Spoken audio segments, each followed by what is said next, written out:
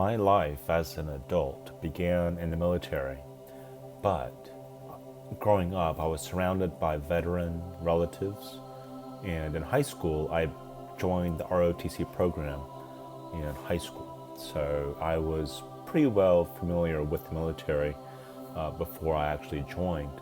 And so I was conditioned for, joining as well.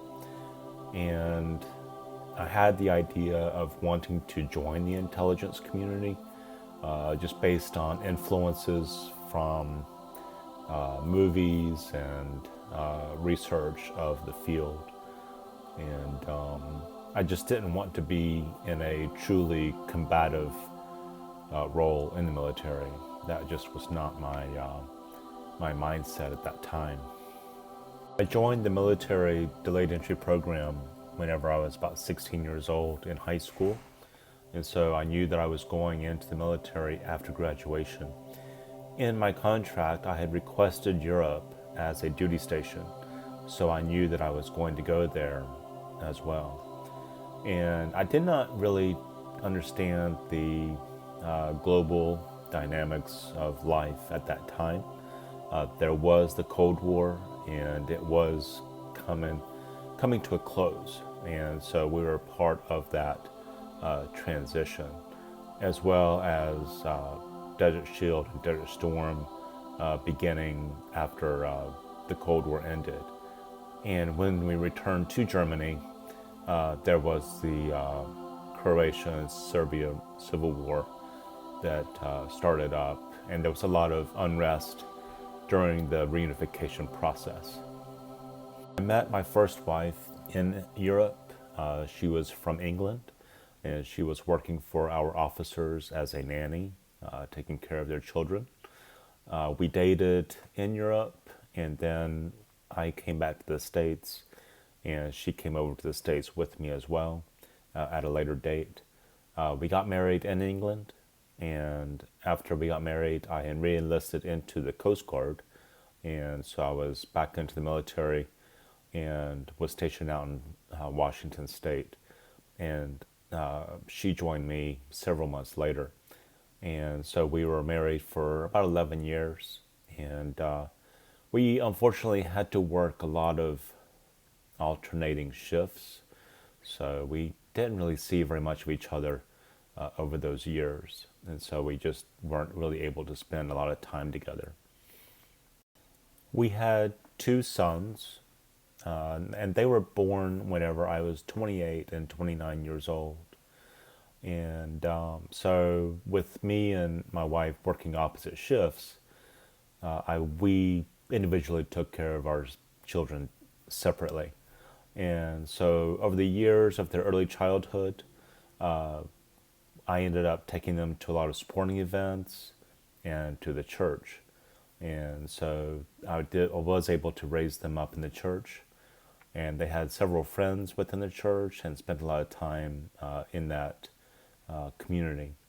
And their sports, they played a lot of baseball and soccer, so that was an exciting time of their childhood. One son joined the military and is in the Air Force, and the other son is a cell phone tower climber, where that he is installing cell phone towers across the country. Years after my first marriage ended, I got really busy with my career and education, and so I didn't really have time for a social life of dating, and so I did explore online dating, and in that experience I did meet my second wife, and turned out that she was an Air Force veteran. She was a church pianist in her past. And so we connected really quickly and just had a really good experience together. And we were together for a total of about 5 years. And so we did a lot of traveling and participating in a lot of social events. And so she was a rather affluent individual. And so she kind of exposed me to a lot of affluent lifestyles, and that was something that I hadn't experienced in a long time. Coming out of the military, I had to discover what it was that I wanted to do as a civilian, And so the 1990s was various jobs of restaurants and customer service jobs. I did make it back to college in the early 2000s, and my undergrad was in art and design. And so I did get to do some graphic design work and also web design work. And so that was a big part of my career. Later in life, I was able to stick with communications type work. And my last job was a technical writer with Ashley Furniture Industries. And after that, I tried to pursue a career in artificial intelligence, trying to stay abreast of technology. And so that's where my career is at so far in the current time. Regarding college, my undergraduate degree was in art and design, and that focused on graphic design, web design, and photography. And as I continued on with my career, I was able to go back to college later, and I received my MBA and went back to work after my MBA. And currently I am exploring the PhD level of college. And so right now it's just a matter of deciding on which research topic to focus on. And so I'm thinking that it is something related to globalism, understanding the concepts of being involved with the world on a global scale. And I think that's where part of this messianic journey is leading me to, is a global exposure to the world and interacting with it. Coinciding with my career, my education, and my personal life, I have been attending church off and on for a number of years. And so there was a period of time where that I was attending every Sunday, and then I would take a long break, and then returning back to the church, I was trying to understand what the purpose of why I was going. And so I'm a bit choosy on where I go and what it is that I focus on. And so, there's a lot of learning that I participate in. I see myself as an intellectual believer. And so, I feel the need to, learn, what I'm reading. So knowledge is important, and being able to apply that into wisdom and sharing it with others is equally important as well. At 23, I was diagnosed with bipolar, and part of that is mania. And so mania does include a religious symptom. And so I feel like that a lot of my relapses are significant, hyper-religious, emotional responses to the leadings that I was getting. And so they were just really tender and very provocative, and I could not focus on my jobs or relationships during these relapses. And so I would have to come out of work, relationships would end. So it was just causing a lot of distress during these times. And even in 2025, I was in a relapse whenever I wrote down that, I was the return of Christ, and started exploring, this messianic journey. Becoming a Christian at a young age, religion has been a part of my life, for decades. And so religion, I think, was rather passive for me off and on, because in my early years, I had a difficult time with comprehension. But as I got older, comprehension did get better. And so, reading the Bible and studying became more productive. And so this year in 2025, I inventoried my past, including my careers, my education, social life, religious activities, the whole gamut of my life. And I was hospitalized, and shortly into that hospitalization, I was given a journal to write. And very quickly, I assessed, why was I there?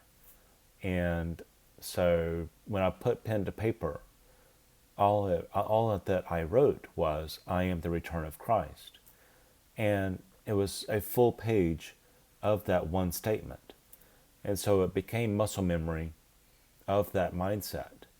So it's not something that I have to think about or write or debate with people about.